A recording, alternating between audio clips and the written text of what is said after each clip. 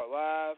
We are live at Off the Cuff Radio, episode 529 underway. I'm your host, King Eric, the Media Assassin, and this show is sponsored by Buddy Boy Entertainment, Fleetwood and the Cotton Pickers, Core Financial, Jesse Boutique, and Da Vinci Clothing. I got my co-host in the building, T Max with the facts. What it do, y'all? Another fantastic Friday on the frequency of OTP. Shout out to our co-host, Spirit Rock Sandman, Lady Chinchilla, on the sideline, in the front page with King Eric and I myself, T Max with the facts, and you're live and ready to go. What it do? Yeah, man, first of all, we got a special show tonight, man. This is probably going to be one of our best shows, man. And first of all, before we go on with the intro, I want to send a big shout-out to Pittsburgh Pat for making this connection, man. But these brothers right here, you heard of the track, they coming back full-fledged as if they never left. These guys were getting it in the mud, got signed with Scarface, put out a classic album in 06, 07. And these guys been putting it down since. Independent-wise, keeping it grinding, keeping it steady pushing. And they on the live with us tonight, man. Still doing it in a major way and still very appreciated by us. Let's all welcome both Young Malice and Willie Hen from the product to Off the Cuff Radio, man. What's good, brothers? What's good, fam? Off the Cuff Radio, what's good with it? Man, what's happening, two legends. Look, another legendary chapter of the show, man. We are so happy to have you on, man. Thank y'all for coming on. Thank you, man. We thank you all. Yeah, appreciate you for having us. Absolutely.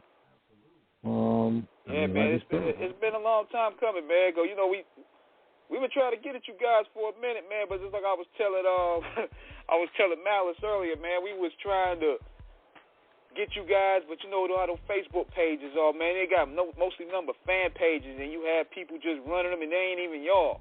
So yeah. Big shout out to Pat for making the good contact with y'all, bringing y'all to the table, and to start this thing off. First of all, the new single is dope, and tell us what you got going on for the third and fourth quarter of 2022.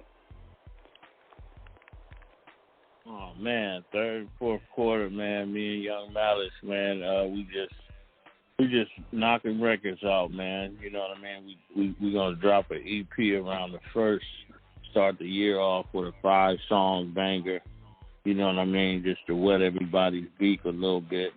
You know what I mean? And you know, we know everybody's been waiting patiently, so you know, we got our foot on the gas for this last quarter going into the new quarter in the new year, man. Yes, sir. Man, absolutely. And good things come to those who wait.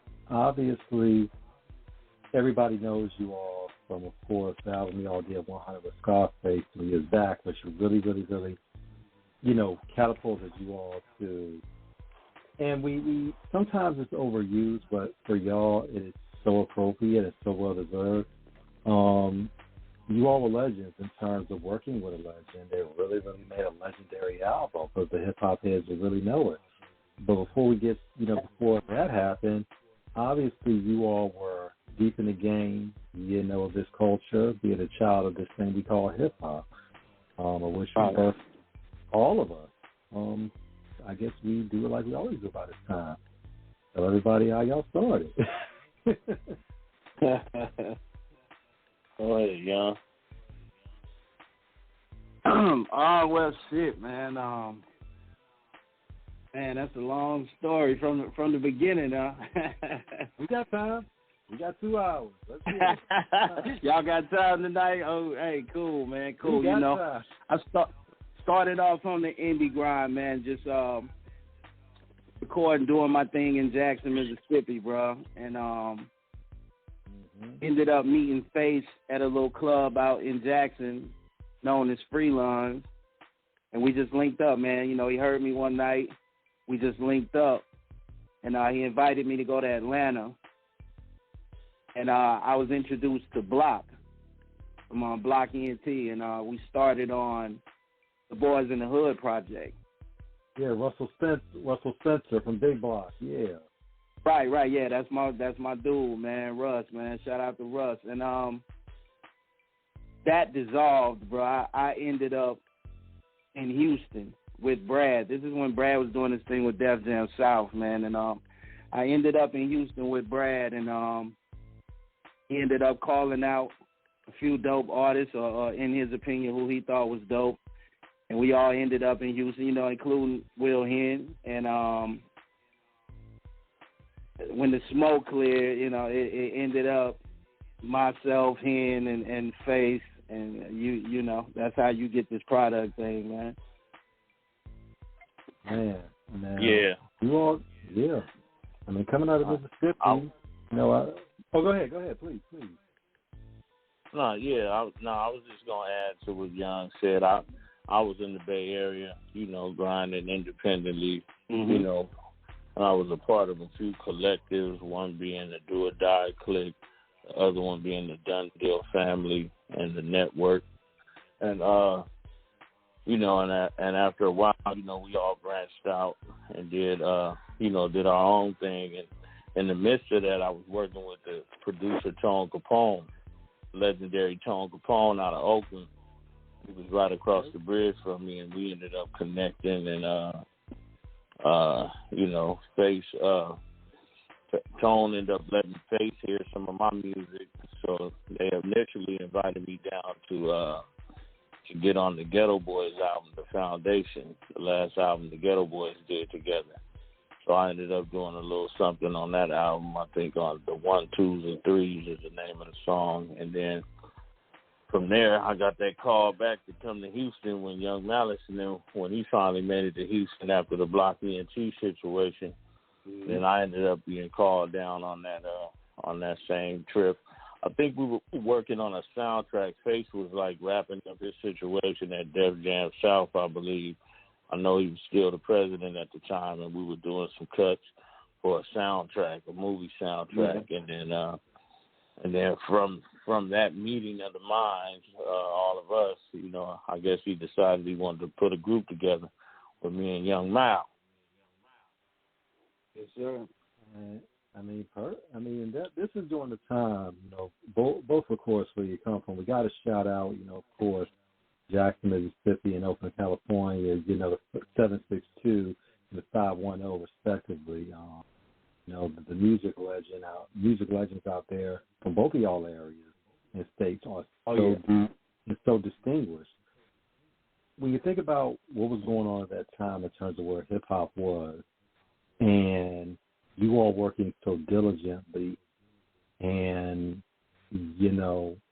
just trying to get it out there, what was that trek like in terms of really, really making that, for both of you, making that impact locally before you actually get on? Because a lot of artists, a lot of people, they only see it after you get on with the major, but they don't see the work that goes on behind it. What's it like in terms of starting out, writing those rhymes, performing all over, just getting in situations that may not work out? What's that trek like in terms of what people have to understand how this thing really works?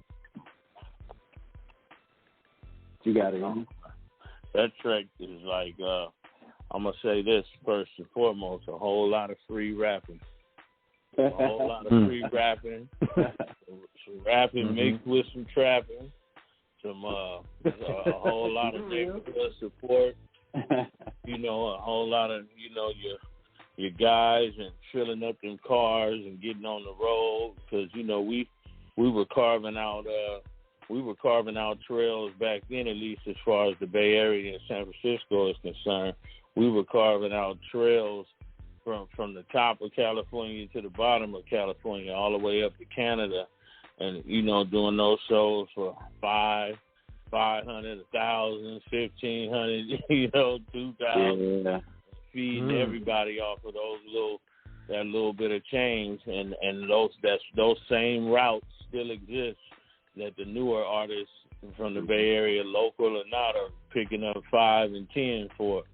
We really paved the way when you talk about paving the way and why it's important to, not just the people who came before you. It's because of things like that, because we paved a lot of those ways where you guys are going to pick up that 10 and 15 piece. You know?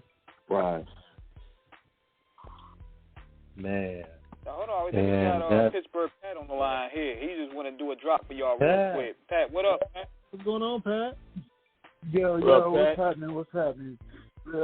Pittsburgh Pat. I'm the one that reached out to y'all. Some things came up, man. I can't really stick around that long, but just wanted to say how truly honored I had to have you guys on the show, man. Like Malice, I told you this online, man. Like that 1Hunnid album is one of my. I mean, that's how I got y'all attention. Was I was just listening to music and shit, and I'm like, man, there's so many hidden gems in hip hop that that not 10 million people might not know about them, but the people that know those albums, they know that they're classic. I don't even have a favorite joint. That album was so well put together that you just let that thing play. And I went on to find other music of you guys and shit because that album sat so deep with me, man. When I was locked up, that was one of the joints I had on cassette and bumped that shit every day in the yard, man. Hey, man, thank you. Thank you, Pat. We appreciate that, brother. Hey, man, that's what man, we do it I for, mean bro. that, man. That album that's a timeless record to me, man. I love that album, man, and as I said, I went on to find other music you did, and joints you guys did on compilations and collabs you did. I remember Willie and you was on. An Outlaws album or a Young Nobles album before. With, yeah, Outlaw Nation. That was Outlaw Nation. Yep. Yeah. Young Nobles. Shout out to Outlaw.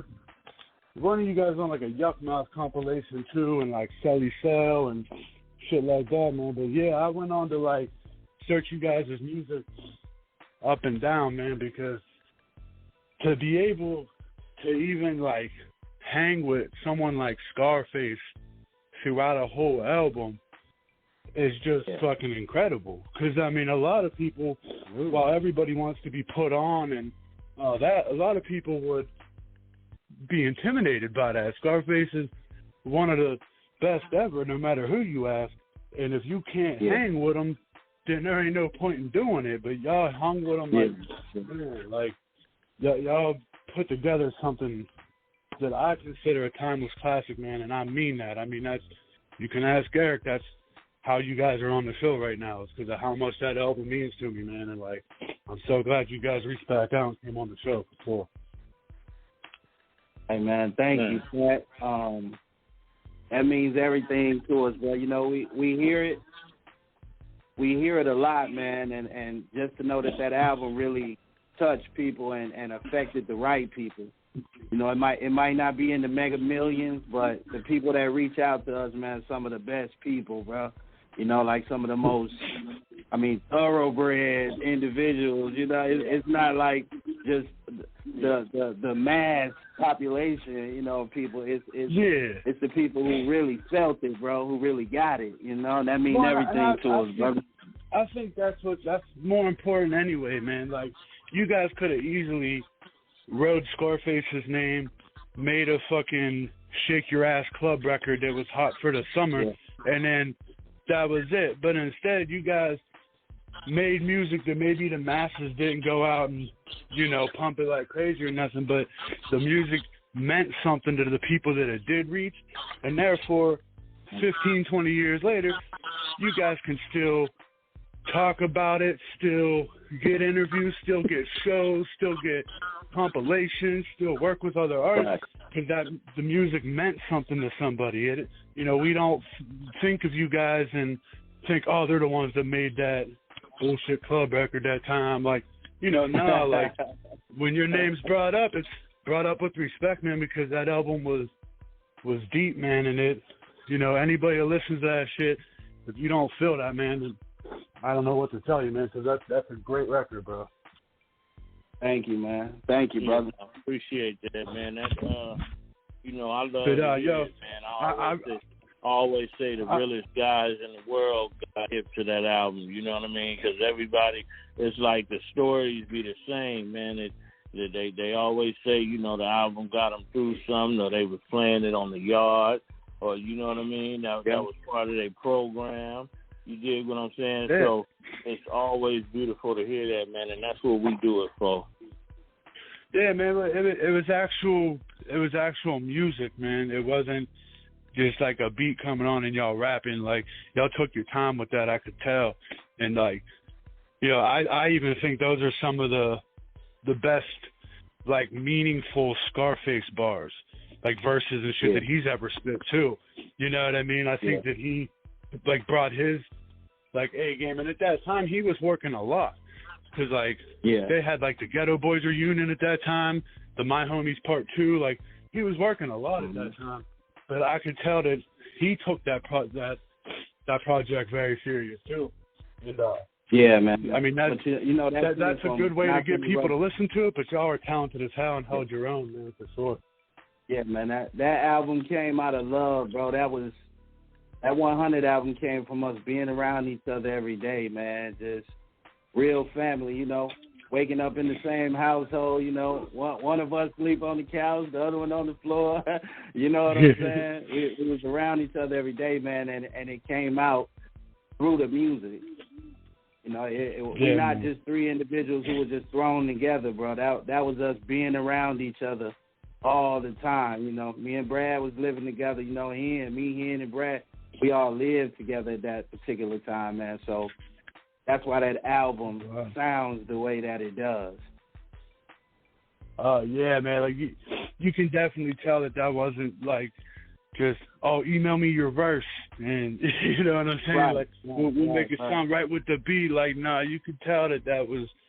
I mean, it's a very well put together album too. Like I've had this conversation with other people. Like like Nipsey Hussle's Victory Lap. If you listen to it from start to end, the songs are they complement each other, and you know the song before makes the song after better, and that's something you can say about that album because it's like I said, I don't even if you named like the names of the songs and where they're at on the album, like man, I couldn't even tell you because I usually just hit play all and let that shit play the whole way through. It's just like one long, it's like one long song to me, like it's one long record. You know what I mean? And, man. Said, man, it's a timeless classic to me, man. That I will always show that album a lot of love, man. And like I'm honored that you guys came on our show. I hate that I got to get rolling, man. But I hope y'all had a great holiday. Thank you for doing our show, man. And I mean, my co-hosts here, they'll carry on a great interview, I'm sure. And again, man, I really, really appreciate this. Hey, man, no problem, man. It's our pleasure. No problem, man. Thank you, Pat. We appreciate it, man. And that's it, man. We can do a part 2. Respect, brother. Yeah, man. We can do a part 2 sometime down the road, man. Yes, sir. Yes, sir. All right. Salute, Q-Max, Eric. I'll see you guys later, man. Thanks for holding me down on this one, man. And I'll talk to you guys real soon too. But the product. Before you guys get off the air tonight, though, please plug where to find all your music at and stuff, because I'm interested. So whenever I listen to this interview back, I'm going to go check everything out I can find from you guys. But salute, and y'all take care, man. Hey, man. All right, 1Hunnid. Take it easy. 1Hunnid, brother. Peace. But see, going back to what I was saying, too, what made that album so dope was, I think, also, Scarface wanted to prove that he could do it on his own as well when it came to finding artists and developing them and crafting a project for them. I think he had his back against the wall at that time, and he had a point to prove. That's what brought, I think, even like Pat said, the animal out of him. Yeah.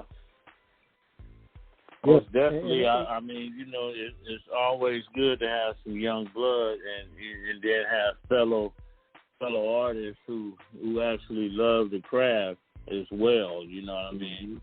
Face loves music. If you ever get in there with him, you'll see that right away. He's musical all around. I mean, even as far as down to the instrumental part and playing the bass and you know what I mean, producing and everything, you know. So it's like a dream come true from an artist standpoint, from a creative standpoint, and from the standpoint of a person who loves music. It's like you couldn't ask for anything more in that regard. And that's right, man. Yeah. Go ahead, bro. I was just gonna say as well. I was just gonna say, bro. Hey, not to interrupt, man. I just want to throw this in there though to piggyback what he said. A lot of people don't know, man. That's Face singing on Hustle. That's Face singing on Get Out. You know, like that's all him, man. That's all him vocally, bro. Like, dude was, I mean, he did a lot on that record, man. Just a lot of people didn't really know. Like, dude he is music. And if you're ever in the studio with him, man, you'll see, bro. He'll bring the best out of you. We brought the best out of each other, though. Man, I mean, but it's crazy because what King was saying about how Face had a lot to prove, being the president of Def Jam South. You know, of course, you know, he bought a then unknown radio DJ by the name of Chris Lover, who would later be known as Ludacris. He bought him there. You know, of course, you know, he brought y'all there in terms of his musical acumen. He's the Black Prince of hip hop because just like Prince did, rest in peace, Scarface plays like 25, 30 different instruments. And he can play it fluidly, from guitar to bass to drums. Like I said, he sings. Like, a lot of people don't know how talented, you know, Brad Jordan is in terms of his overall talent that encompasses it. As you all went through the creative process of the album, and this is going back, you know, to the mid-2000s, where did you all feel hip-hop was during that time?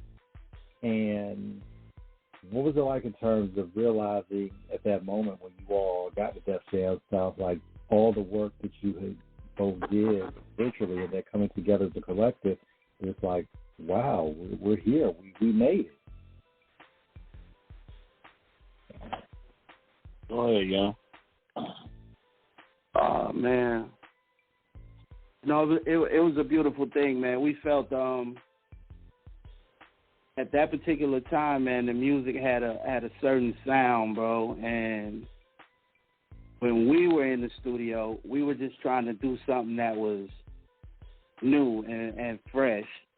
We didn't really have a direction with that album, you know. It was just us being around each other. Okay, man, let's do something fresh. Whatever come out.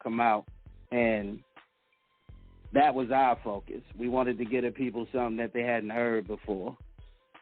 And it was a different side of Brad. It was a different side of what people were used to from me, and I'm sure with him also, man.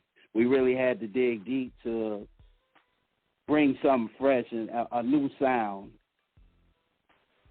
And I think we did that. I think we accomplished that. So the feeling for me was accomplishment. Just knowing that all the work had paid off and finally being around two individuals who were of the same heart as myself as far as the music goes. They love the music just as much as I do. And that was the perfect combination. Yeah. You got it, man.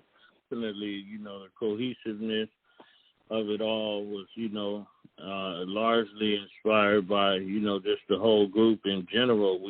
We were blessed to have, you know, legendary platinum producers on the album, such as Tone Capone, John Beadle, you know, The Alchemist. You know, it's just, you know, being able to build with John Beadle and Tone Capone on a regular basis is just special in itself. You know what I mean? And just having that, you know, having all these music lovers in one place, people who, you know, a lot of people do music nowadays. You'll hear somebody quick say, you know, I ain't no rapper. You know what I mean? I did this for the bag. You know, I didn't even think about rapping. I've been rapping for 2 months.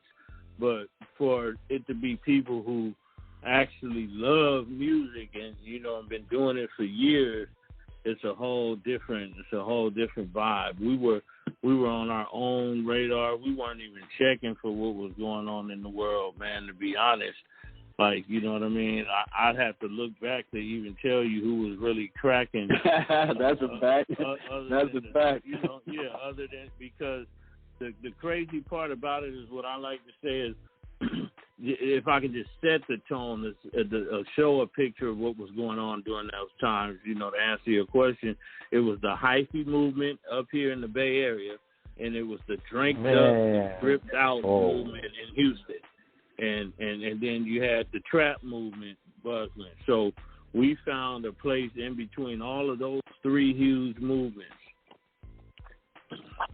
Man, and we got to talk about that history for a second with that, y'all, because when we look at where the game is today, you know, even if we got to add in the snap rap movement in it as well during that time, the game, for all of those different movements, and I got to say this, my brother King knows this as well as all of our listeners, I am such a huge Bay Area fan. The great Matt Gray, of course, E40, Andre Nickatina, you know, that whole, I mean, Keep the Sneak. I mean, that Bay Area movement in terms of the hyphy during that time was unbelievable. I mean, of course, you know, down in Mississippi, you know, you had David Banner represented down there. You know, shout out to our homie Young Bleed. You know what I'm saying? Oh, yeah. You know, it's like, you know, you all came from a rich musical history, and like you said, we all came together as a group. It's the energy.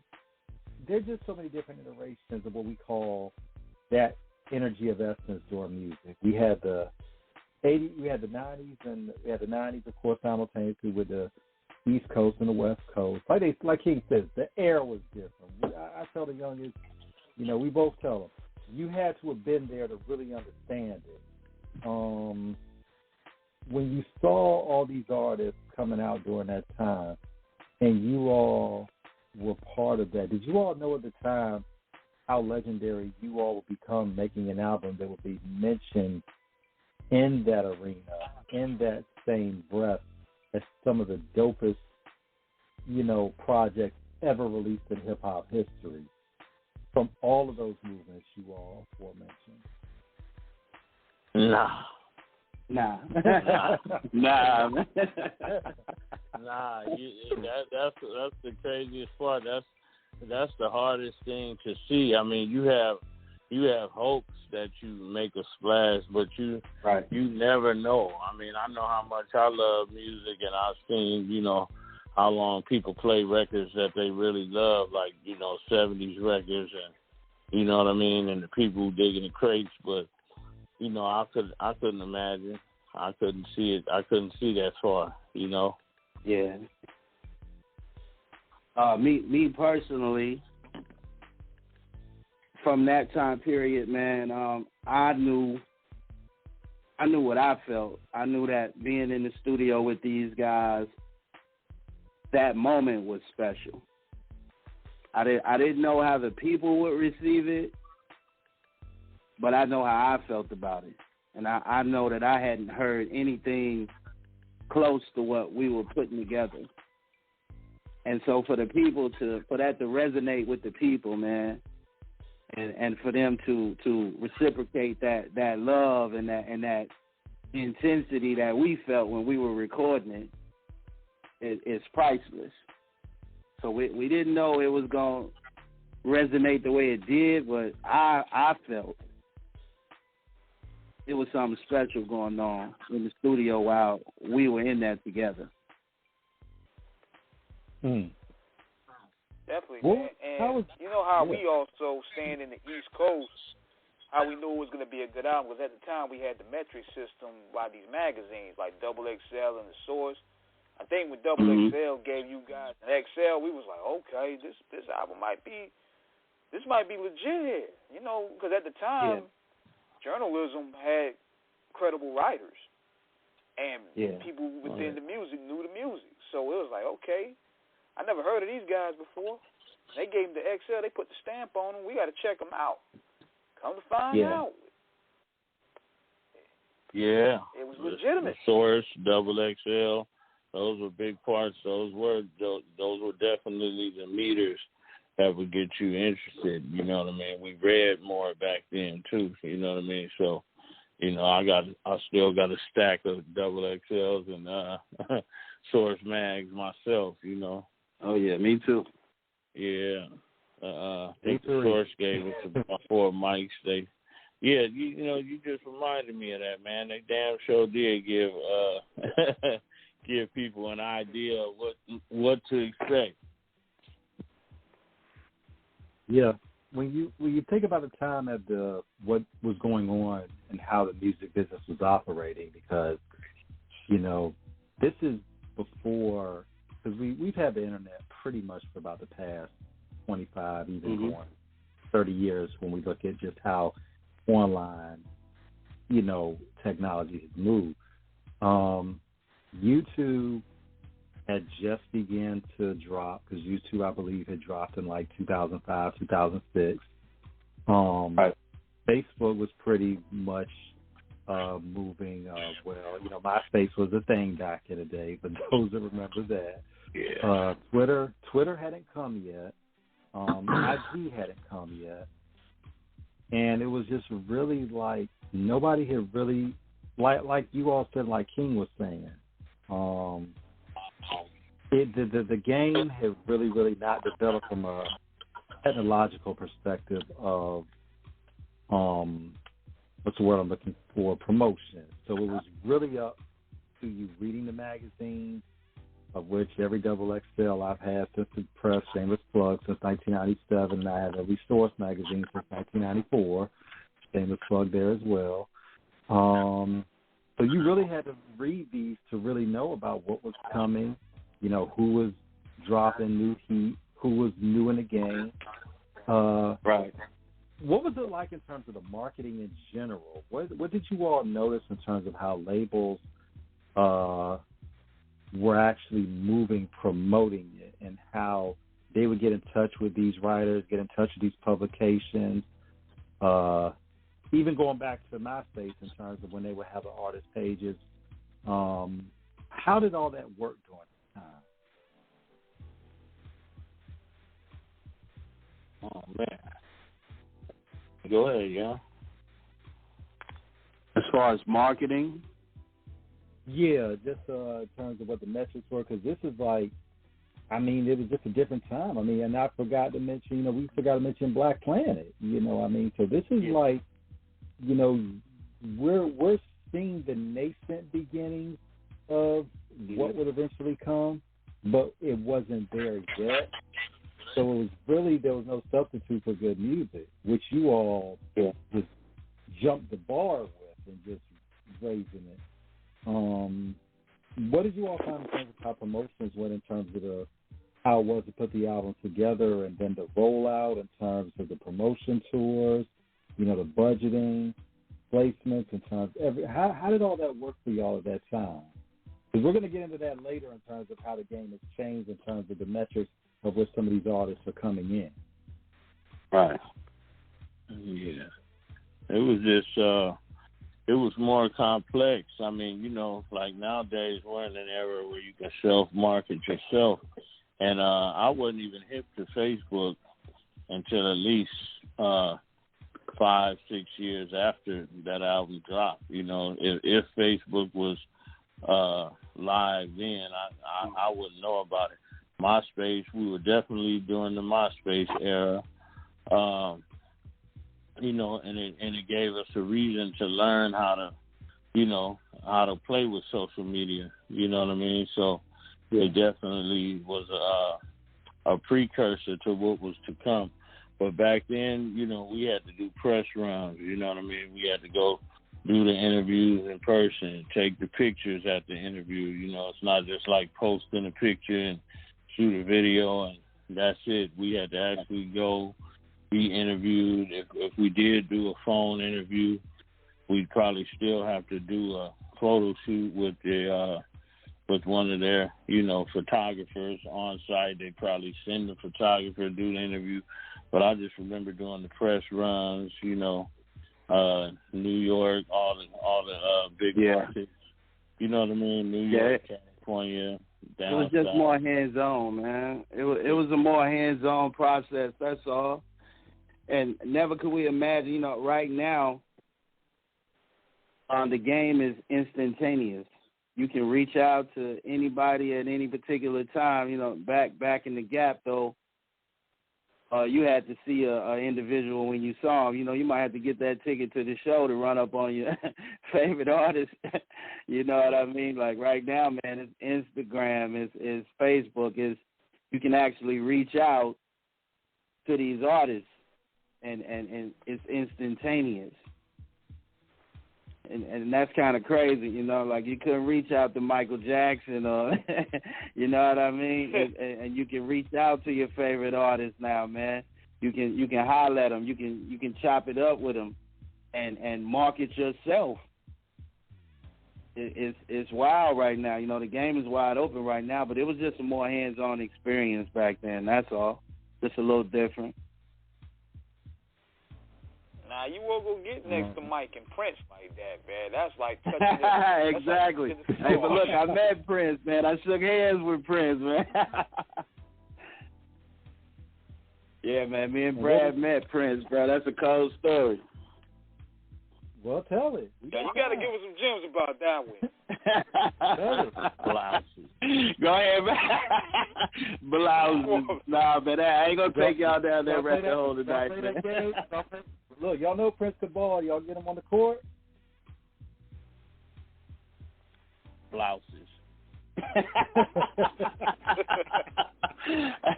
Pass me the damn ball, man. Yeah, man, Prince a cool dude, man. We what it was, man, Brad was invited to a Prince had a party in New York, and we were invited, man, and Brad and myself, we ended up going and hanging out with Prince for a little bit, man. That was a cool dude, a really good person. I mean, cool, man, like cool as they come, bro. Just, I mean, no ego, you know, just a good person, man. We had a good conversation that night, man. Great party, too. R.I.P. Prince. I mean, but it man, how many rappers? Oh yeah, tell that story too. Yeah. Go ahead. That's the other time. Go ahead.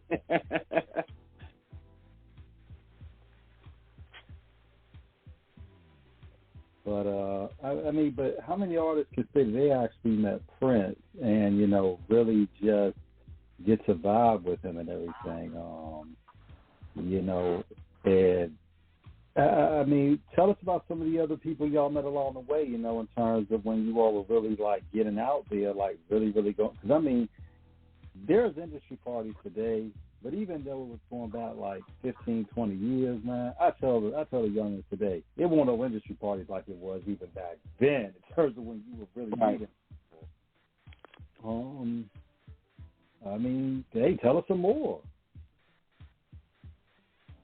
Man, you got it here. That's a long one. That we going down the rabbit hole. Let's go. We kind of rubbed shoulders with a lot of people during that time. You know, I don't even want to name drop and stuff like that, but you know, I mean, from Nas to Kanye, you know, I'll just say that, you know, these dudes, right.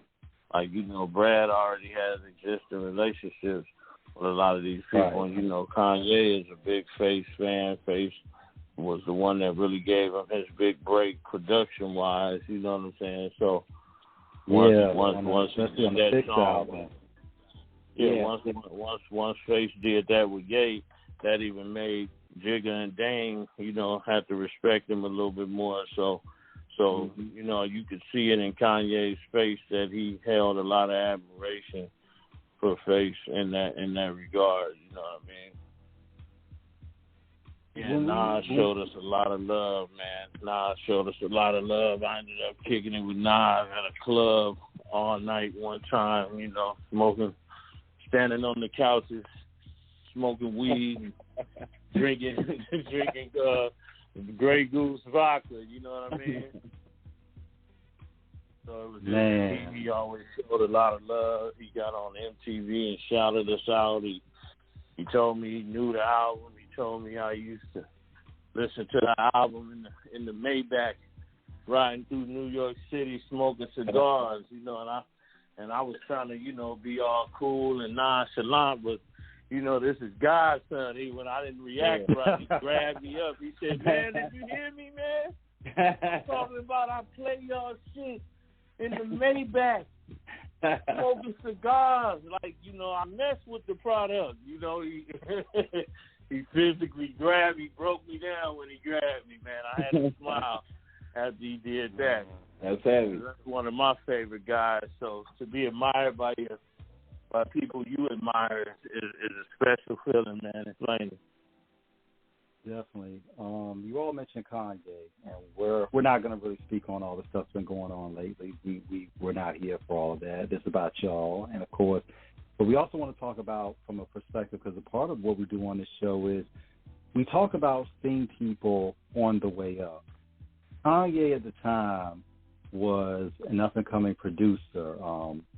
He was not the breaking Billboard, you know, Kanye album, you know, Kanye artist that we would eventually see a few years later. This is Kanye who initially worked, you know, on the infamous Syndicate album going back to 1998, Changed the Game. You know, this was the guy who was working on the Guess Who's Back off of Scarface The Fix. This is the same Kanye who was working on Jay-Z's Blueprint.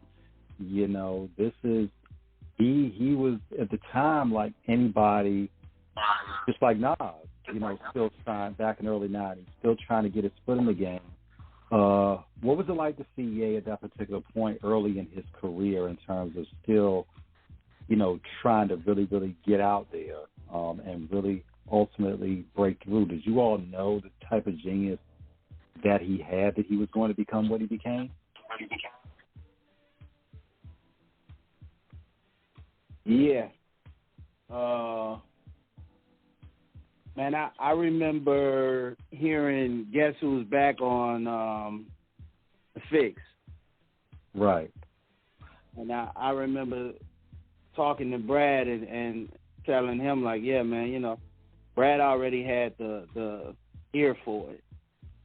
Like, Brad is really the one who really stamped it and made sure that the world understood that Ye was a star, superstar.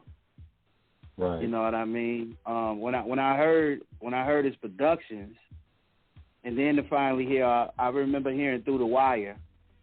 I'm like, man, this dude is really amazing on the mic. And, you know, sometimes when you, because I did production for a long time, a lot of people didn't know that. And when you're doing production, it's like people want you to choose either or. They either want you to make beats, or they want you to, right. So, they, you know, either they want you in the booth.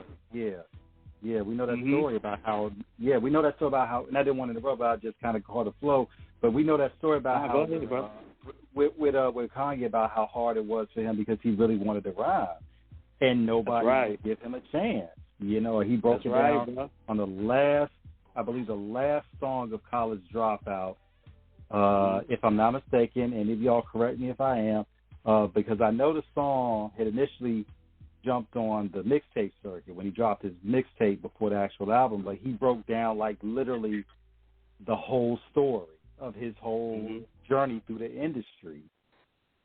And, you know, I think he was supposed to be signed to Arista at the time, and Arista, at the last minute, for whatever reason, they decided that they didn't want to sign him. And he ended up coming back to Rockefeller, and that's who he signed with. But they were saying, but nobody believed that he could rap. And he wanted to do both. And, you know, of course, College Dropout comes. I mean, but when you're talented at both, why do you think the industry, like you were saying, tries to put limits on you in terms of that? It's easier to control, man. Just the reason they put any of us in any type of boxes. Just like prison is a box. Your jail cell is a box. You got to fit you a place for everything and everything in its place. And that's the only thing that I could think, you know, is easier to control. just to limit you in general. You know, you don't want, you know, they don't want you dreaming too big now. Well, what he say? You still a what in a Benz?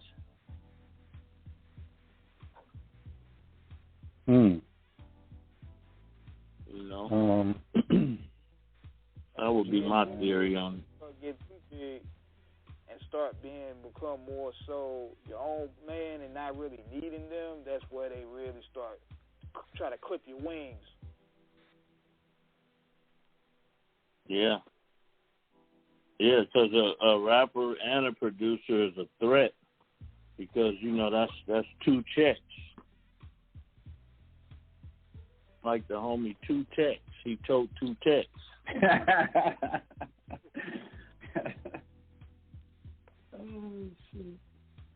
That's a dope way, man. That's a good way of looking at it, man, because think about it. When you're a producer your own and you're doing your own vocals and anything, you keeping all the revenue yourself, because usually with a lot of these artists, they will have to pay this producer, pay that producer, pay that producer, and that's taking out all the budget. When you're doing your own studio, you produce your own singles, don't forget mixing. Don't forget the mixing and mastering, because you know that's ways that those have been historical ways of dipping into your budget. Well, we got to pay this much for mixing, this much for mastering, this much for studio time. You know, when you cut out 2 to 3 of those things, now we talking about power. You know, because that's where, you know, the hanger owners and the quote unquote voters get their little extras out of, you know. Yeah. When it comes to dealing with the label, you know. And that is the perfect segue, y'all, into the state of the industry today. Because we talked about how you all were getting in before social media became a thing. Now social media is seemingly everything in terms of how, I mean, we're having artists come in here, we don't even know where they came from. And it's like, now everybody, now, I mean, and disclaimer, as we say in all of our shows, we love social media. We have nothing against it. It's how we meet awesome people like y'all, you know, and so many others. So, you know, legends abound because of what we are able to do online. Thank God for it. And we are here for all of it. But thank God we've also seen, man. But we also have seen the metrics become artificialized, and I came up with a new word. Maybe somebody said it, but hey, it's new here. But it's been artificialized now. You know, it's like there's no real organic base of how these artists really develop a fan base. You know, it's like they just throw themselves out there, and then, you know, algorithms, you know, buying followers. And we're not even seeing a lot of artists really who are good coming in. I mean, we just got to keep it 100. There's not a lot of artists coming in who are really good at it. There's some that are great, and they had an outlet. Some they just want to be famous just by putting out whatever and getting online with it.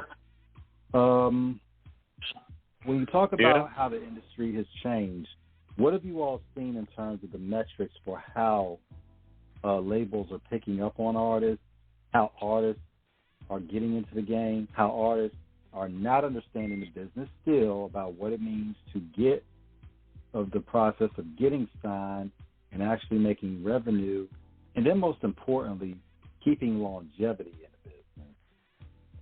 There's a lot to unpack, so we got to get it. Let's get it. You want to kick it off, yeah? I'll kick it off by saying this, man. It's all about views and likes now. Mm-hmm. Like, they going by who has the views and likes rather than what's really dope.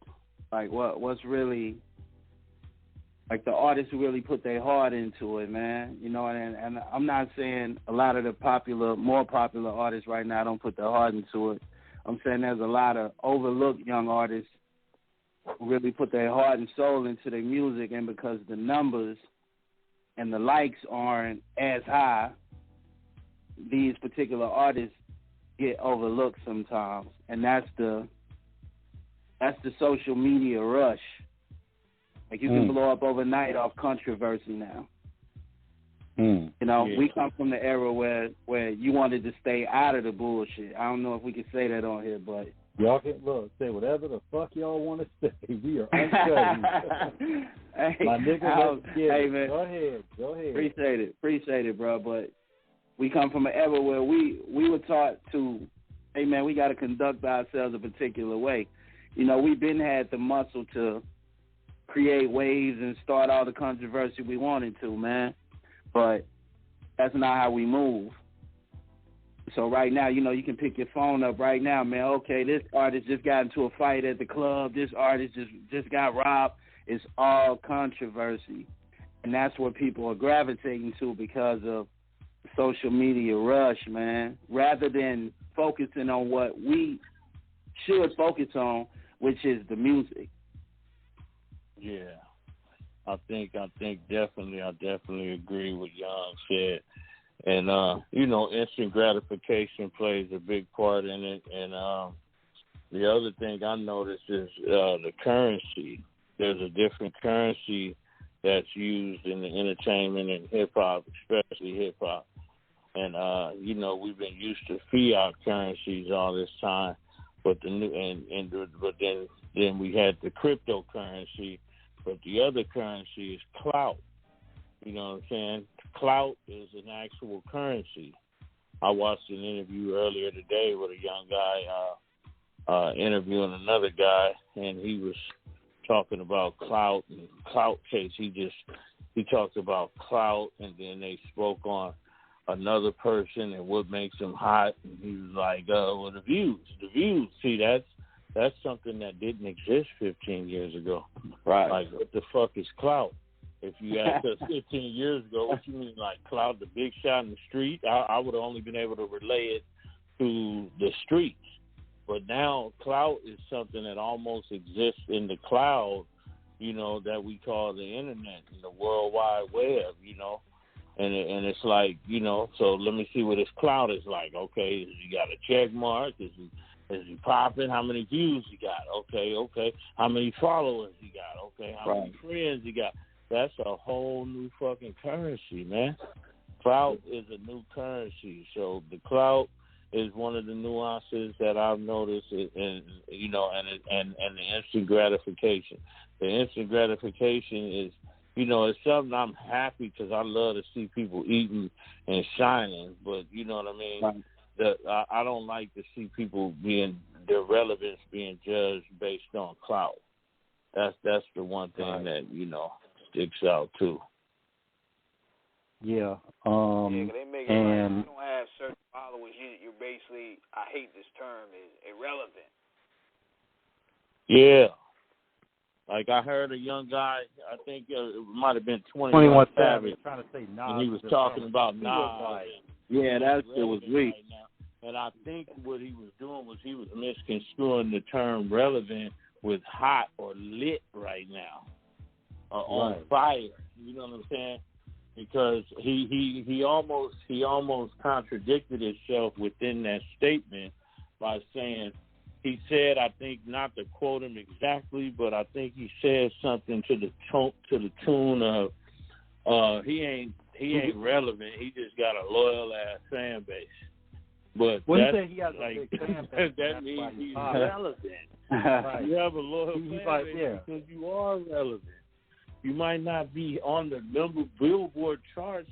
Maybe they're judging relevancy by who's on the Billboard chart, or who's got the most followers, or who's got the most streams.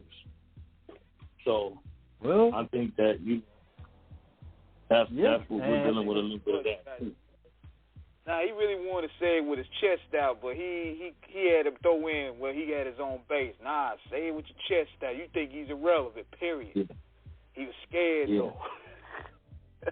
Yeah, man, that would have really destroyed everything he got going on, man, because if you're a part of this, what they call the hip-hop culture, if you're a part of this, then you got to know who made it possible for you to be where you at, man. And for you to even speak on Nas, you know, that's a no-no, brother. That's a no-no, man. That dude is one of the originators that made it possible for you to get the bag right now.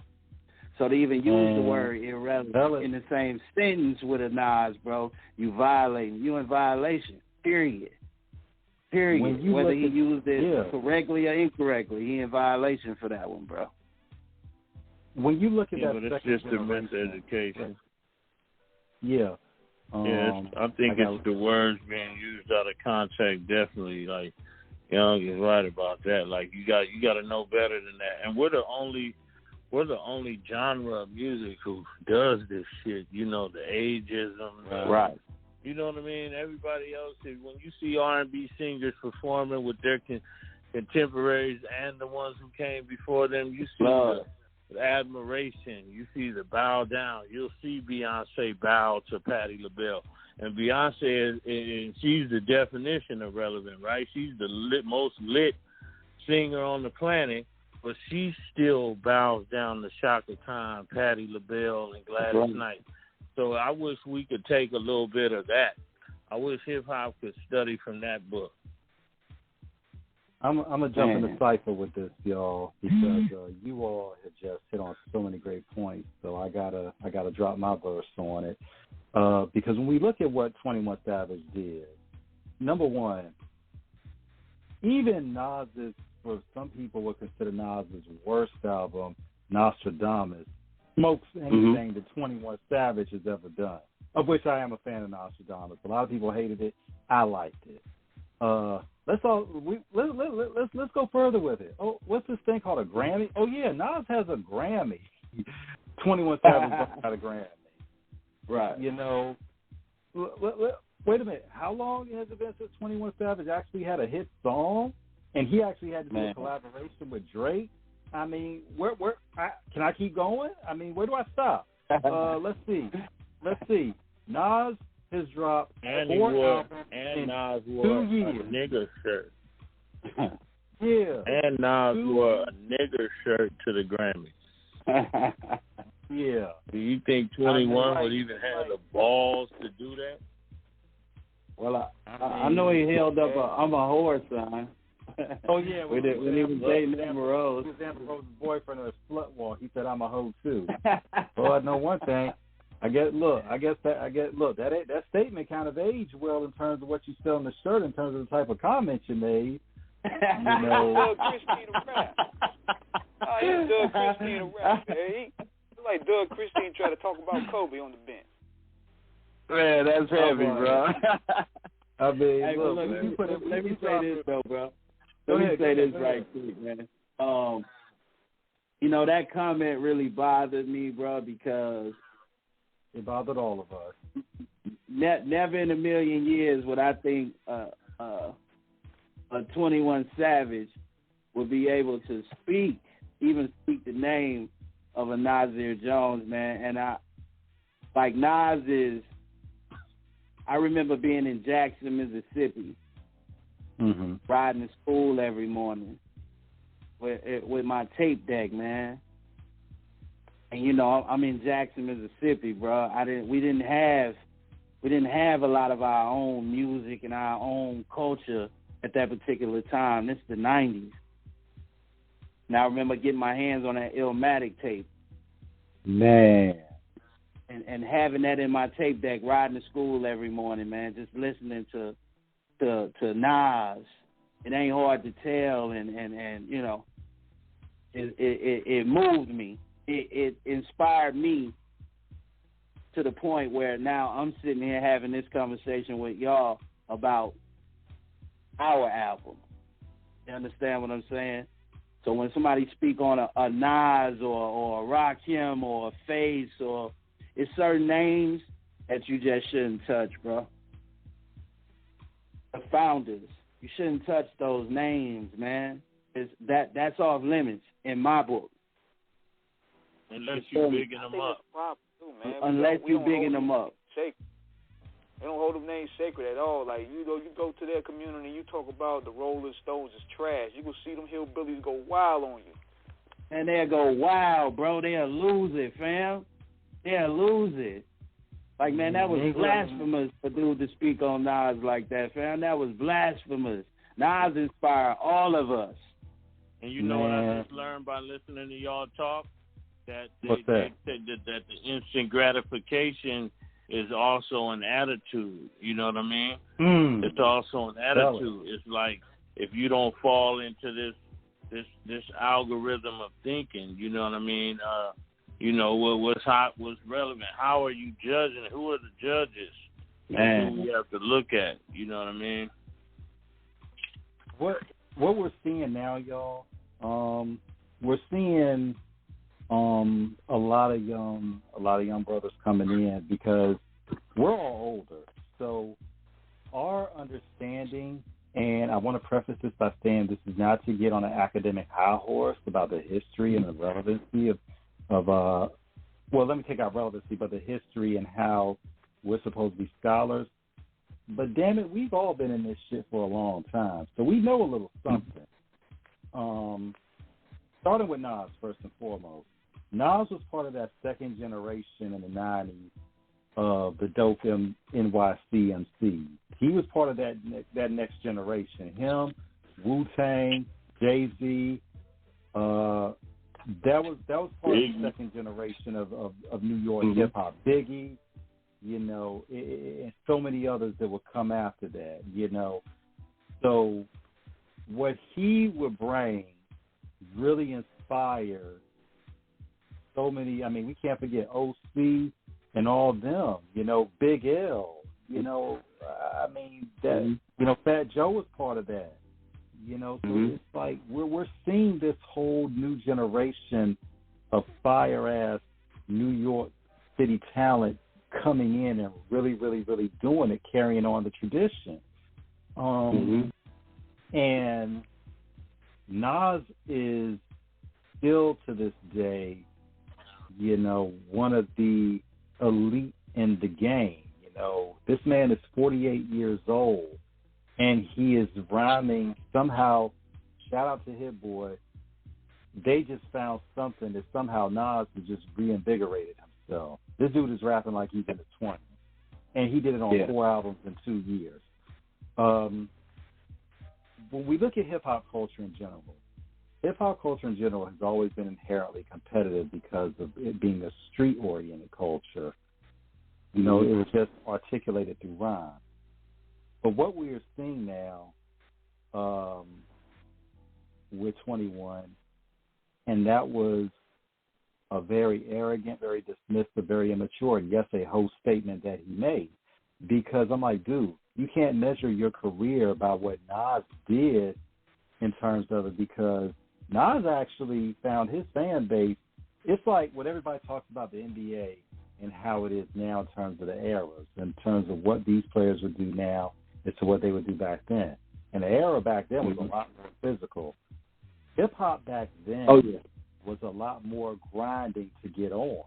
You didn't have the internet that kind of pushed you along. You know, you really had to drop dope shit, and people really were fucking with it. 21 came along at that time kind of in that internet phase where, you know, you get a couple songs, you get a moderate buzz, and you move from there. So, and the problem is it's not just him. Are we here to bash him? No, he just made a stupid comment, an inaccurate comment, a careless comment. But does that make him a bad person? Absolutely not. But what is disturbing is there are a lot of other artists who are in that bracket who think the same way, that their thing is, well, the old school needs to get out of the way and let the young guys stand. Well, nobody's saying y'all can't have a place, but we do expect you to do your homework and respect the legends that came before you. NBA YoungBoy talking about he can out-rap Jay-Z. That's when. No, he ain't mean that. He ain't mean that. Oh, man. And he said it because he knows Jay's not going to say nothing back. He ain't said it with his chest out. He said it behind an app. He ain't get on the interview and say it with his chest out. That don't count to me. You can say anything behind an app. Yeah. You got to say it with your chest out, man. With your chest out. You know, and he knows Jay's not bothered because Jay's saying, because you know Jay's like just so beyond all of this. Jay is chilling at home, being a husband and a dad with a legendary resume, And Jay's like, huh? Oh, okay. That don't count.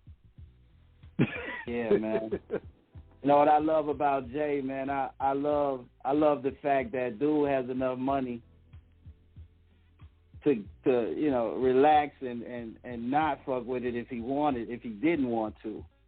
But he still has that spark in him, man. He still has that hunger in him to just let everybody know he's elite with this shit, you know? And I love that about Jay, man. You can hear it in his voice, like, okay, yeah, you know, sometimes the money doesn't fulfill you all the way. And it's not the money right now. I know the money is big, it's a big part of it. But when you hear Jay rhyme, man, you can hear the hunger, you can hear he still got that spark in him that he wanna be the best at what he does when he in that booth, man. And you gotta love that. You know, I love that about the ones I admire, bro.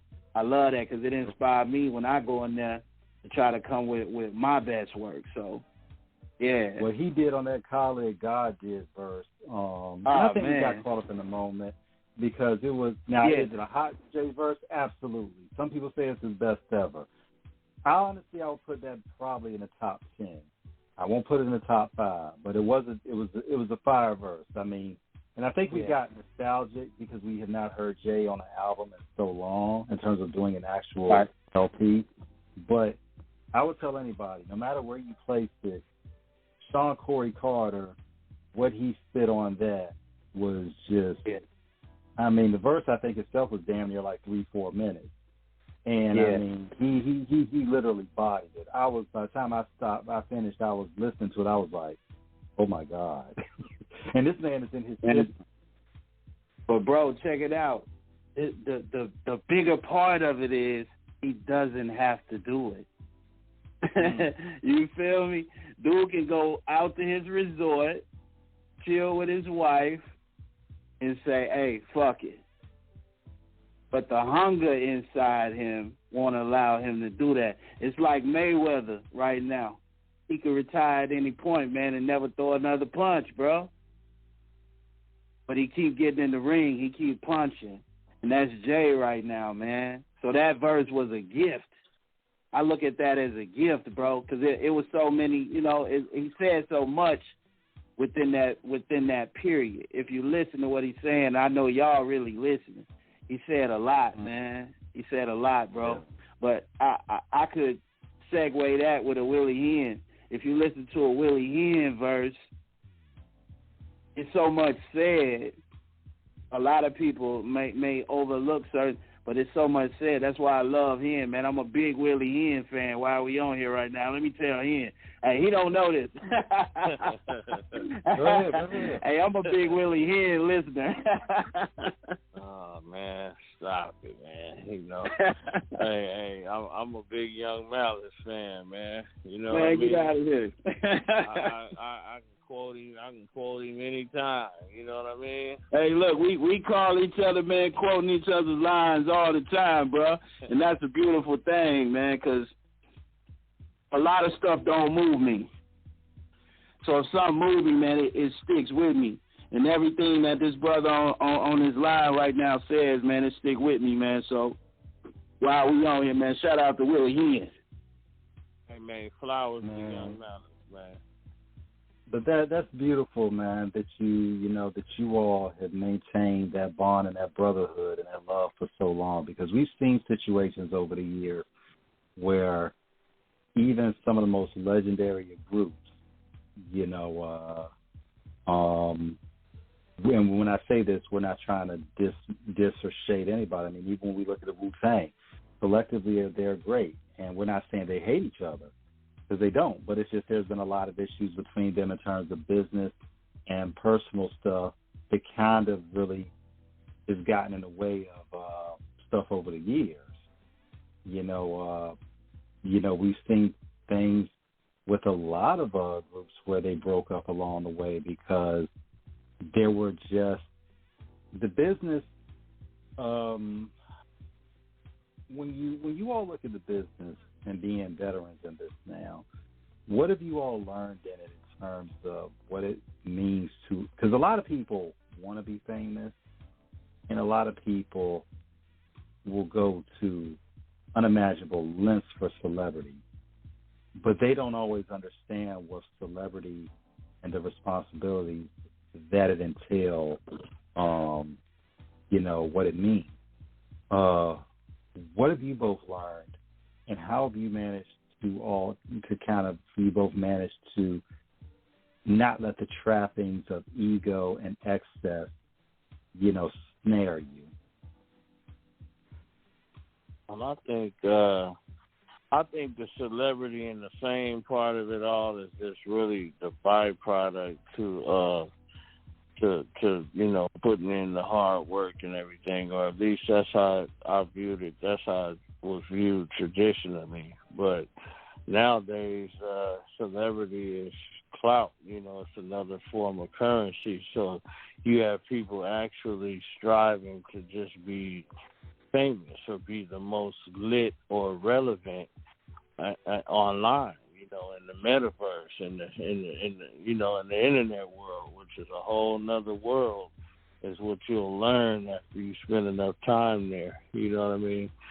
And I think that that's basically one of the things. But I view the fame and the celebrity of it all as just the byproduct, actually. You know what I mean? If I can make great music and perform for my fans and have those intimate, heartfelt moments on stage with my fans, that would be celebrity enough for me.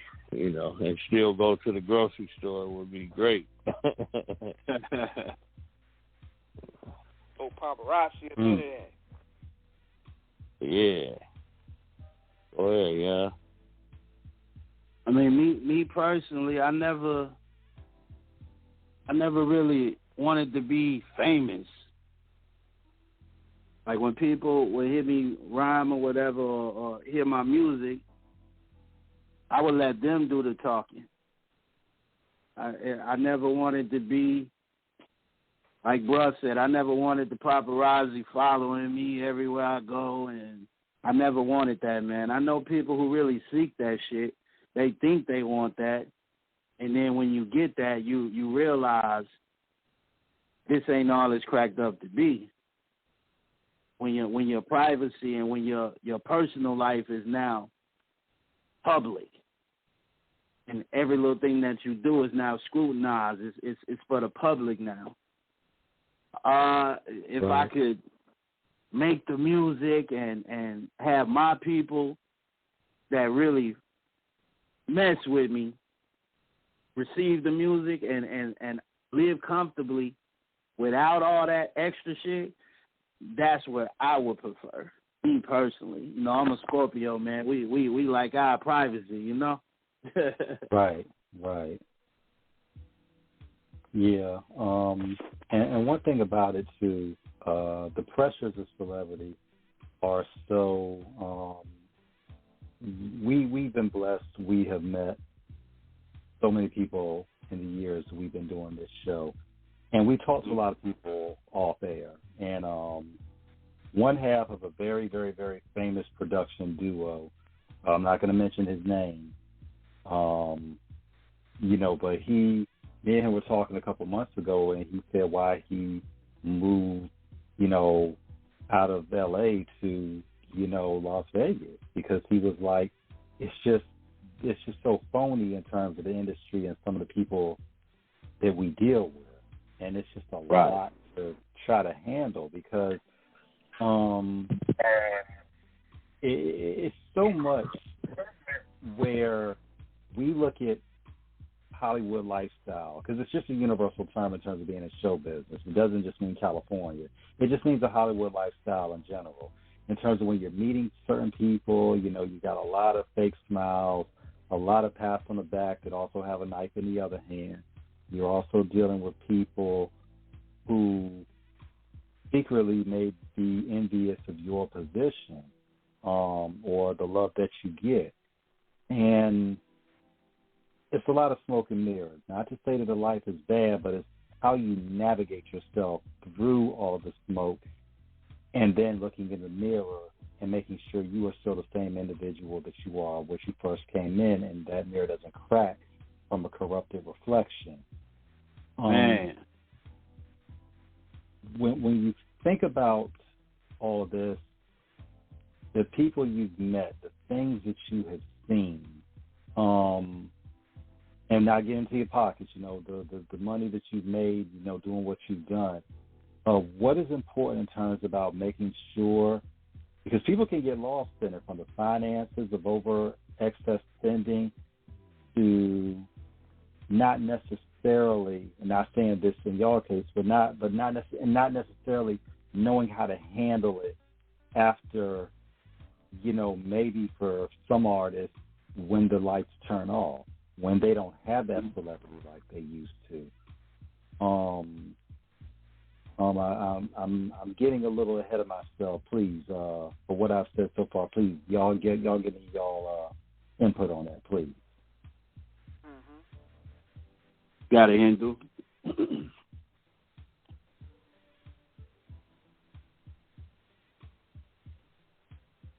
I won't leave nobody speechless now. Oh, make yeah, sure we were still on. I ain't know this thing. Oh, yeah, we still on, B. We still on. I ain't know we lost signal over here. Nah, we good. But I say, I think financial literacy is definitely important. And, just knowing, like, when you're an artist, you know what I'm saying, I feel like it's, I don't really make a backup plan to art, because I do it from the heart. And, you got to believe you're going to win. So, but, it ain't nothing wrong with having some investments, having financial literacy, talking to a financial planner at the very least, figure out your taxes, because a lot of people fall when they reach that height, based on taxes, based on, not taking care of the I, the R, the S before they get to spending and flossing. You know what I'm saying? So, and definitely, take advantage of all the avenues that hip-hop provides for you, because there's different bags associated with hip-hop, and that's one of the nuances that I enjoy about the game these days. There's so many ways. You see the endorsements, you see the Pumas, you see the New Balance, you see Adidas, you see these different brands working with hip-hop artists, and we come from a time where they were once scared to even align themselves with our brands. So, definitely take advantage of all the bones that they throw your way. And, don't be afraid to reach out to a financial planner, man, to make sure that you don't fall flat on your face, Jack. Man, and that's such real talk, man, because you all came along at a time, not only from the music perspective of just dope shit, but also during a time where, the bling era was still kind of heavy, so there was a lot of artists who was rocking heavy shit back in the day, in terms of jewelry and everything, and the big cars and all that, so we know y'all saw a lot of how some artists, of course we're not going to ask you name names in terms of who is spending what, and maybe they got a little out there with it.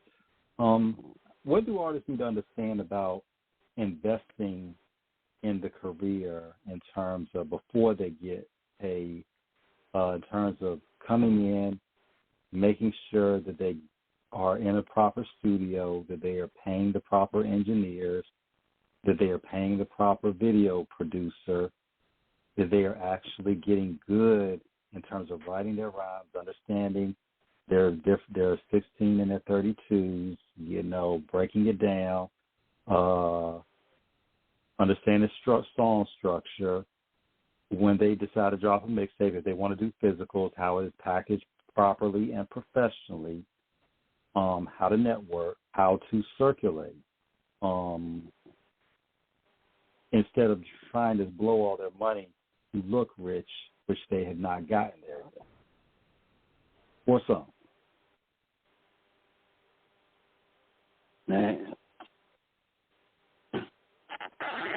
Man, that's deep, bro. You know, right now it's kind of difficult to say, bro, because that particular era that was a structure, and right now the guidelines and the structure has been disbanded. You know what I mean? It's not like you could get on SoundCloud tonight, and if this shit resonates, you out of there. You can wake up in the morning and have millions of hits, man. So it's difficult to say what the structure should be because there is no rhyme or reason to it right now, from what I've seen. You know, I've seen the you know, just to throw a name out there, the Glorilla young lady, viral sensation out of nowhere, right? And everybody rocking with it. You know what I'm saying? Like immediately. I don't even know if people do bars anymore. Like I don't. What you think, Hen? Like, what y'all think, man? Do people count bars anymore? Like, I don't, like, I listen to songs and I'm trying to see how many bars maybe the first verse may be and I can't even really figure out the rhyme or reason to a lot of the stuff I'm hearing, man. Maybe that, you know, maybe those lines have been deleted from the era that we come from, man, where structure to a song was important and doing things a particular way was important, man. You know, maybe that's a I won't say it's a lost art form, but it's the minority now. It's not the majority. When it was at one point, it's the minority now. You got it, Hen. Yeah, and that what you said is along with, you know, it being more beat focused. You know what I mean? I think that you know, fitting into the mix has become more important for you know, programs, radio shows, and things of that nature. You know, the right BPMs. You know what I mean? Can you twerk to it? These things have become more important within, you know, what we're going to call hot, what's going to make it to the charts. You know what I mean? Whereas, you know, we used to center in on lyrics. We wanted to hear some game. You know, we wanted to hear some shit that we could learn from. Whereas right now, you know, the crowd, the fans want to hear some shit that's going to make them dance or give them a certain energy. They're expressing, the fans are expressing themselves through crowd participation with these songs. Like I used to say that, you know, because you hear everybody participating with it. You know, music reaches more ears now. You know, at a concert back in the day, you'd have half the people who might know all the lyrics and the other half are discovering a new artist. I think nowadays all the fans are hip to all of the artists. I've noticed that. You dig? Just looking at the Rolling Louds and, you know, seeing some of the younger artists, that's something that I've noticed. I wonder if you guys have noticed this too. Have you noticed the newer artists take the microphone away from their mouth a lot during a live show? Did y'all peep that? Right. I haven't peeped that. Yes, sir. Yeah, how they take it away and they just let the crowd. It's almost like they get caught up in the moment and forget they're performing. Right. You know what I'm saying? But then the crowd participation is so big they can get away with it. But you know what I mean? It's crazy though. They're so new to this shit. They're fans. I feel like they forget for about 2 or 3 seconds that, hold on, you know, we performing this shit. I'm on stage. I'm on stage. Wait a minute, I ain't out in the crowd twerking. Oh shit. Yeah.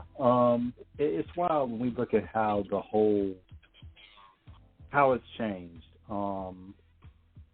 When you're looking at even how shows are performing,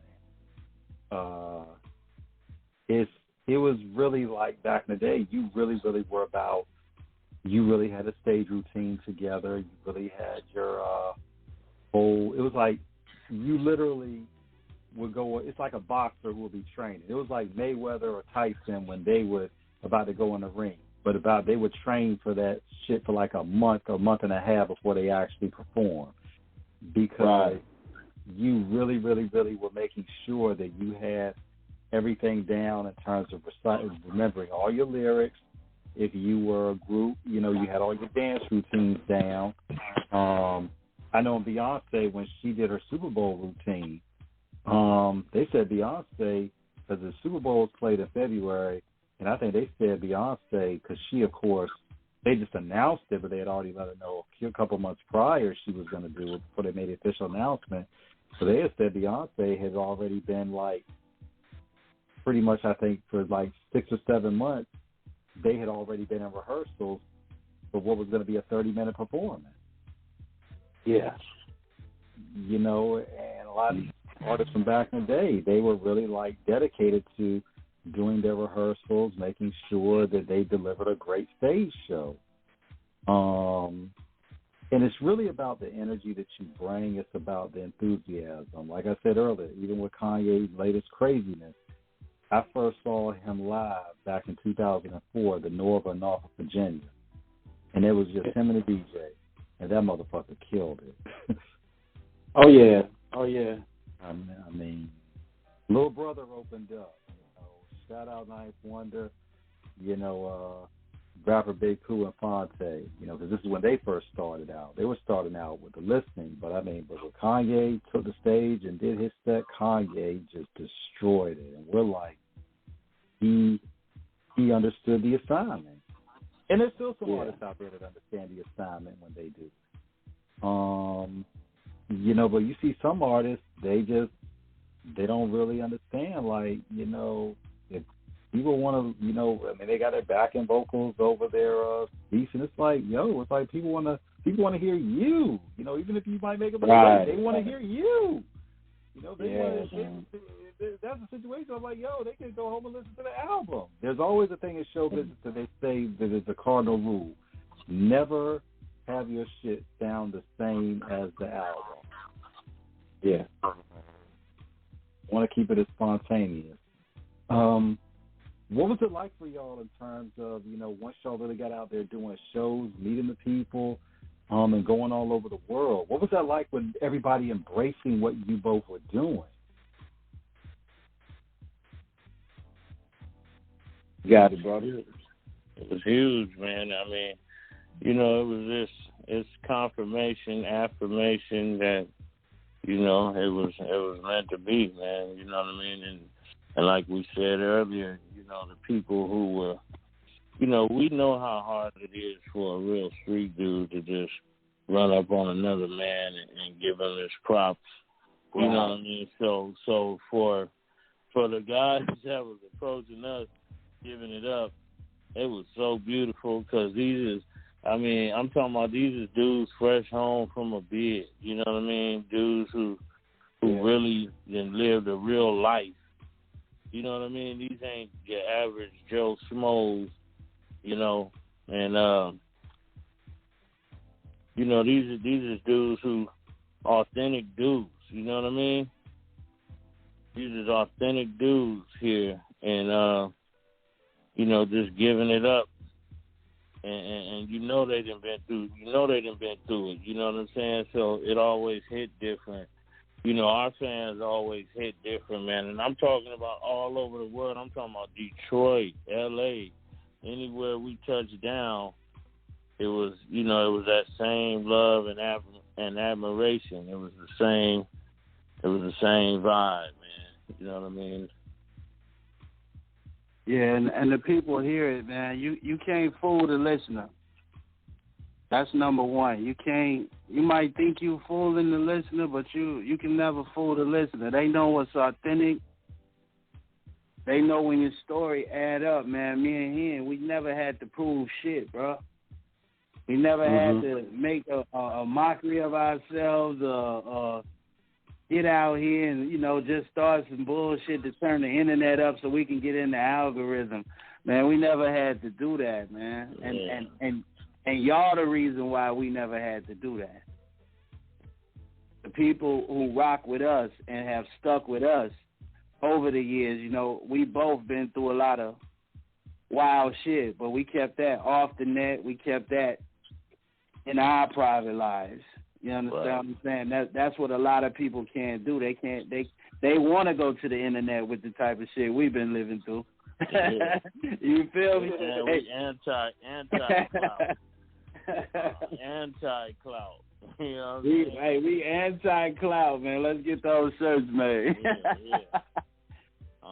Anti-clout you know movement. what I mean? The anti-clout movement. Hey, we starting to hear tonight, man. Man, and it's we're here for all of it because also too we got a little bit of time left. We got a little bit of time left, so we wanted to touch on this as well because it's kind of going back to what we were talking about earlier. A lot of you all, as far as hip hop has been going on, and we talked about it being a hip hop, you know, music, rap music being a competitive culture. There's always been issues with people. That's just what it is. We've seen lately a lot of violence over the past 8 years with a lot of rappers getting killed out there. And it's a lot of youngins who are losing their life tragically, prematurely.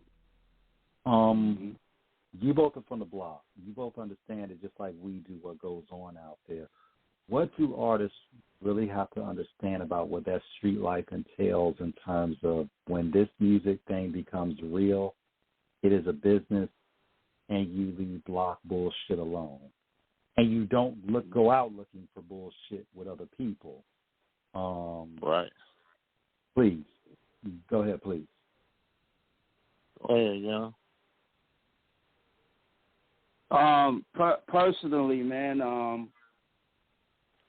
when you really come from that situation and you've seen the worst of the worst that the streets could offer, mm-hmm.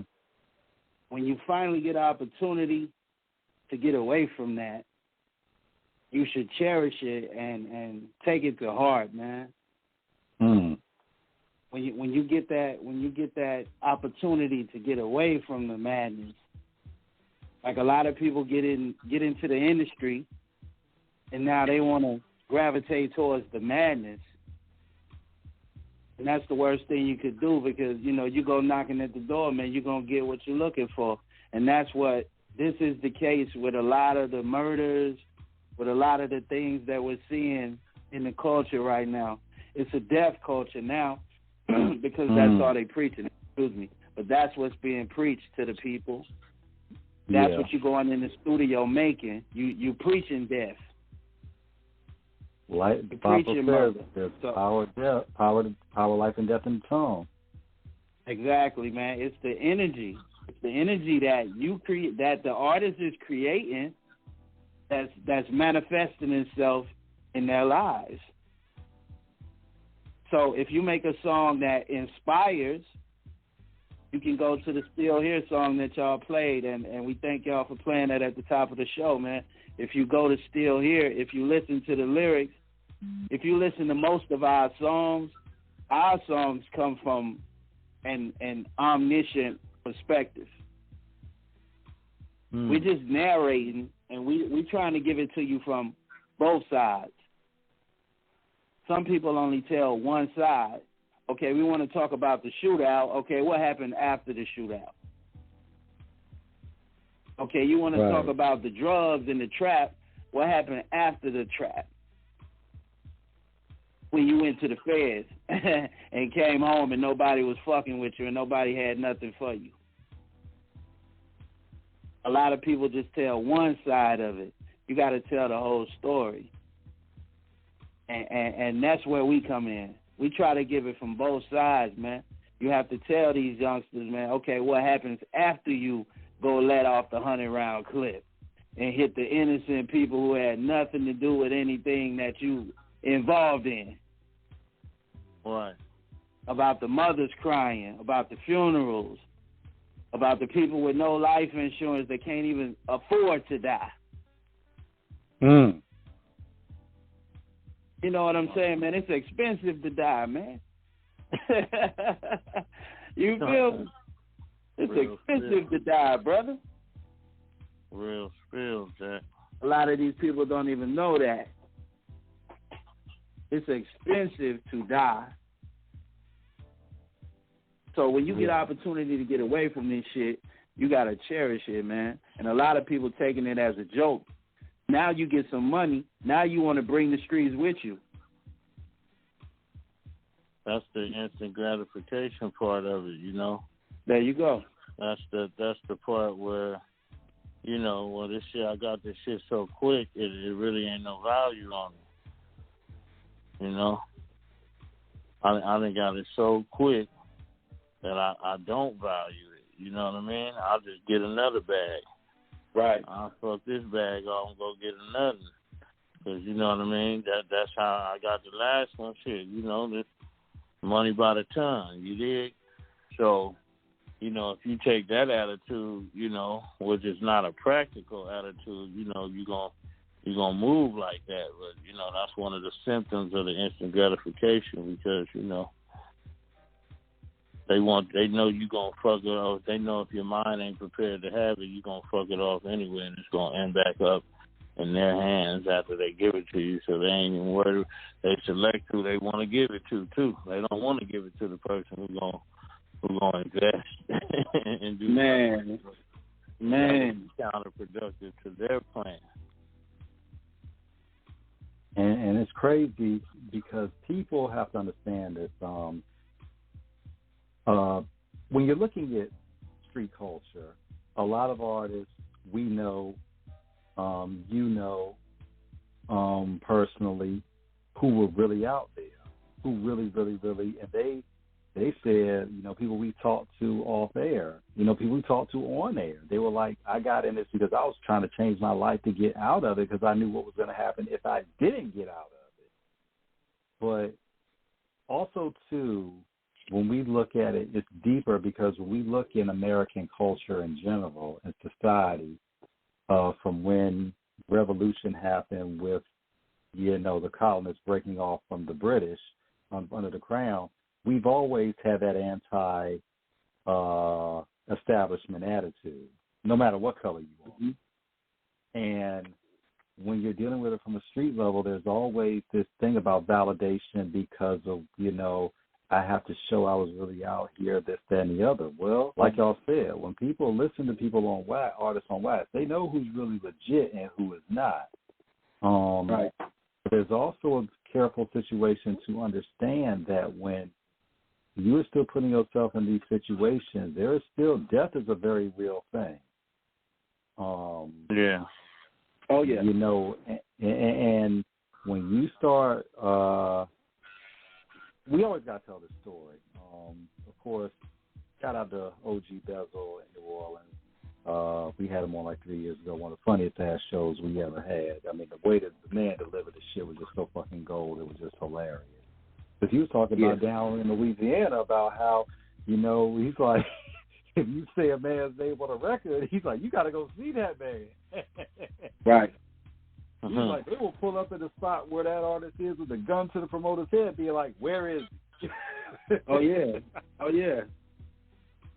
You know, absolutely. So don't go out off of Jackson, Mississippi. That's right up the way, man. You know, Mississippi and Louisiana right there by each other, man. So the culture is very similar. And Jackson is one of those places where it's too small to avoid the beef. Right. So if you say a name, if you really mean what you're saying, you're going to have to stand on it in Jackson, man. You know, the smallest place that you probably never heard of, but the most beautiful, it's the most beautiful, most dangerous place you ever want to visit. Look, Ian has been there with me.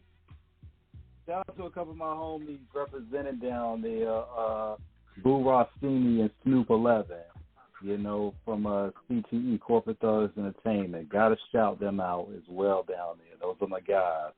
Of course, yes, Trio Jackson, you know, in downtown. If y'all have never been there, check out Trio Jackson. Wait a minute. You talking about Boo spot? You talking about Boo Rossini spot, man? Yeah. Trio, yeah. You know, Boo, my dude, man. That's my brother. Shout out to Boo, CTV. Yeah, that's Jeezy right hand man. Yeah. Yeah, great guy, man. Him, Snowman. I had the pleasure. Brother, man. Love him. Yeah, love Boo. Yeah, all love, man. Yeah, I met Boo for the first time 4 years ago. I met Jeezy 5 years ago, when they were here in the area, and Boo came with him on the next year on the second show that Jeezy did here. Great guy. Okay. All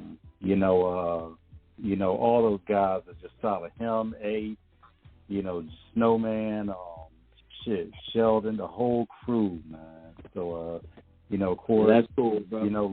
Link with Snoop on IG. So it's like that whole crew, man, number love, So it's like, but yeah, but it's something that I think a lot of the youth have to understand, and I think we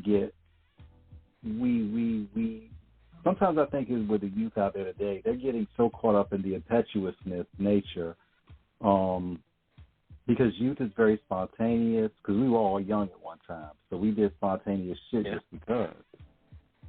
That's just the sometimes we are not fully developed understanding it, but it's also too, as we get older, that is a gift. I always heard this proverb, and I've never forgotten it. Do not be ashamed to grow old. It is a privilege denied to many. That's right. So even when you look at how the music is being processed now in terms of how do we change the tide? I mean, we're not trying to down anybody saying drill is bad, this, that, and the other. But obviously there has been a very diametrically different shift from where it was even 10 years ago to where it is now. How important is it for artists to kind of take back the narrative in terms of really understanding the culture, what it means, and being themselves rather than trying to emulate somebody else?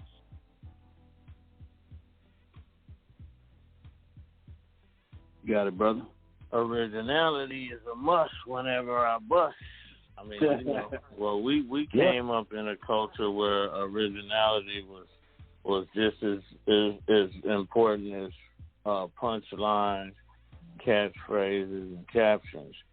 So, definitely, originality is what gives you your identity. You know what I mean? Because we know you from your cadence, like, you know what I mean. We know you from your what's the thing Jada used to do when he first came on?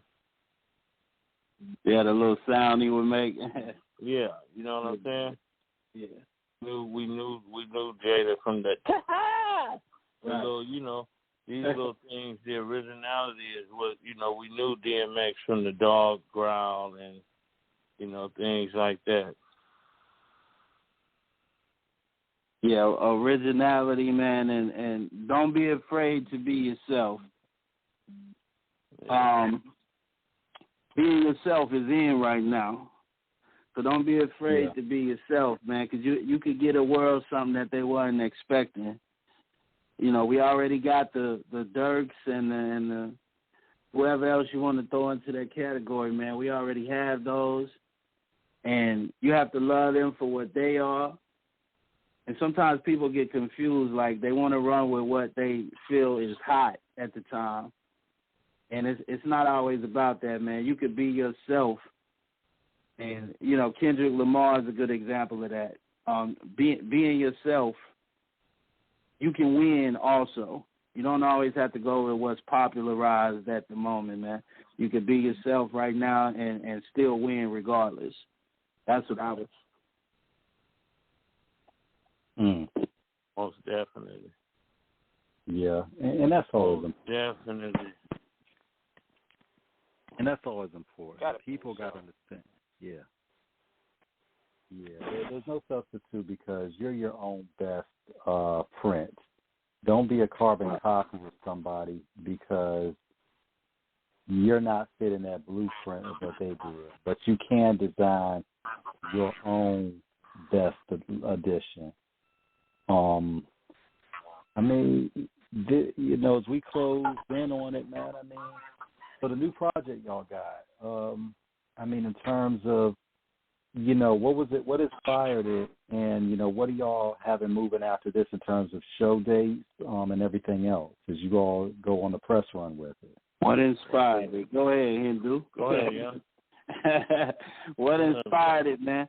Hey, bro, just going through different situations, man, whatever life throws at you and surviving it. And my brother is here with me. You know, this is my brother, man. This ain't my partner in rap or none of that shit. This is my brother. You know, this dude came to check on me when my mom passed. You know what I mean? Like, it's a lot of stuff that went on behind the scenes that a lot of people don't know about. So it's heavier than just the music. And it always is with me. It's always deeper than the music with me, man. And Hen is my brother, so we both here and we both free. We still here, man. Ain't got a scratch on us. Why would we not put an album together? Like that was the mind state. Like why would we not do it? We owe that to the people. So that's what it was, man. Okay, bro, we in the same place. We ended up in Dallas, hopped on stage with Faith, did the House of Blues. From there, we came to Houston, man. Hey, we knocking songs out. The people deserve this. The people who've been rocking with us, like, hey, it's years go by. Hey, man, we still fucking with y'all. You feel me? And that's priceless, bro. So me and bro got together like, hey, man, we owe this to the people. That's what the whole conversation is being, right here? Yes, sir. Mm-hmm. Yeah, you know what I mean? Because it ain't never just been about us, you know what I mean? But you know how it is, man. This industry will break your heart when you find out, you know, what's behind that curtain sometimes, you know what I'm saying? So it's going to be hard for the realest motherfuckers in the world, for the people who they say they are, you know what I mean? And man, it's going to be like that, but we love perseveres, you know what I'm saying? So our love for this hip-hop is what, you know, brought us back together. So we've been rocking this whole time amongst ourselves. And that's right. Through all the shit that, you know, a young black male can go through out here in these streets, you know what I'm saying? Real spill, you know. I mean, we didn't get the fame and the fortune from our, you know, previous endeavors, but, you know, the one thing is when you love this music, you know, you're gonna do this shit whether you like it or not, you know what I mean? And we got to keep our fans serviced, man. They need us more than ever right now. You know, I know they so tired of jumping up and down, you know what I mean? And chanting each other. Yeah, and that's the most important thing, man, because you all, if nobody else says it, but a lot of people have, we're going to say it on Off the Cuff Radio. You two are a blessing to the culture. Hip-hop is all the more richer. Thank you, brother. Thank you, brother. And yes, you are very welcome. And hip-hop is all the more better and treasured with you both being a profound presence to still give us a present with your creations. We're blessed, we're humbled to do what we do because we also, as this show, like to be the living repository after we're all long gone of a longevity to help tell the story and giving y'all the platform to tell a story. This is history, what we're doing here. We want to be honorable curators of it and being, you know, showing the respect that you all and so many artists deserve for what you have contributed because you got a gift that you gifted us. We can't do nothing but appreciate and love and respect that. Man. That's heavy, brother. We appreciate it, man. Off the cuff, man. Hey, it's powerful, brother. You know what I'm saying? I'm blessed. We blessed. And shout out to Pittsburgh, man, for putting that together, man. And yes, absolutely. Because dude hit me, man. He hit me on Instagram, bro. Like I saw his message, And when I saw what he was speaking about, fam, I had, we had to reach out, man. We linked up like that, bro. Like, I see people speak on us pretty frequently, but the way he worded it, and I could see the love in it, man. Like, I could see I could feel it, bro. It was powerful, man. And this whole experience tonight on Off the Cuff, hey, powerful, man. I'm glad we did this, brother. Well, we're glad to have you. Y'all are welcome back anytime.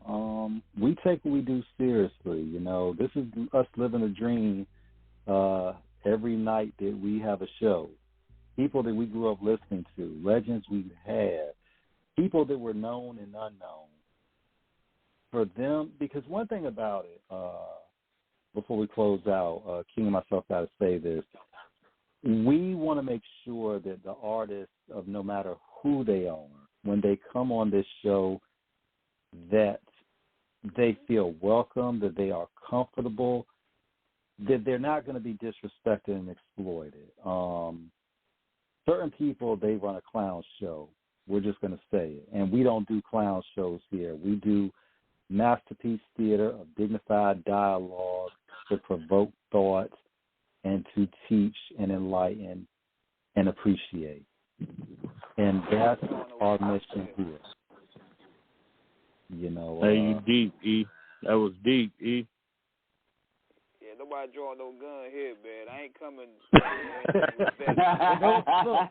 Look, and nobody's going to get punched out. I go ahead on 22.